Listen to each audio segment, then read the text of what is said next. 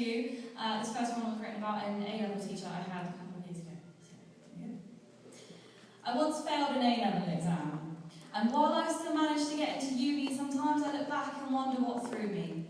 My shitty supermarket job, my failed driving test, or the fact that my ex-boyfriend's mates were all pests. And while a combination of those three reasons is viable, it wouldn't be fair of me to say it was liable. In fact, the truth is much simpler than that.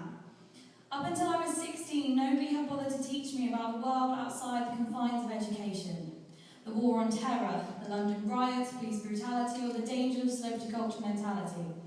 Domestic violence had been in the news, but nobody had taught us how to spot the first signs of emotional abuse or what it meant to give consent.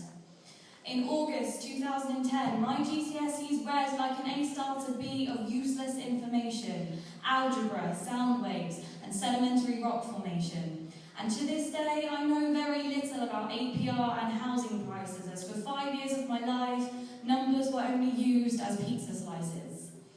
And all I ask for is for them to have taken my lessons in PSHE a little more seriously, as by the time I went to college, I relied on my A-level teacher for all of my knowledge, my cultural awareness. Because thanks to the amount of digressions he went on in my lessons, he was the first person I'd ever seen to explain the political spectrum and draw it on a whiteboard. To tell me the difference between the left and the right, and if I wasn't sure of who to vote for in the general election, I should sign up to politicalcompass.org and answer their questions so I could make my own opinions. He told us the media was responsible for infiltrating outdated gender expectations onto our generation, and for homework he told us to challenge stereotypes, to highlight the preconceived differences between a bachelor and a spinster, and to continuously question what politicians were saying in Westminster. He told us to fight harder. And yet, with all of this in mind, my brain was left swimming with ways to freeze rising tuition fees and to sign a campaign that would end page 3.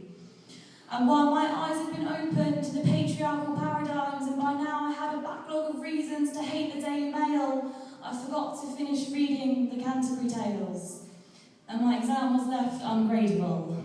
But deep down I know that I got more from those lessons than my notebook will ever show, because for the first time in my life, I knew I could use my words to make myself heard. I knew I had a voice.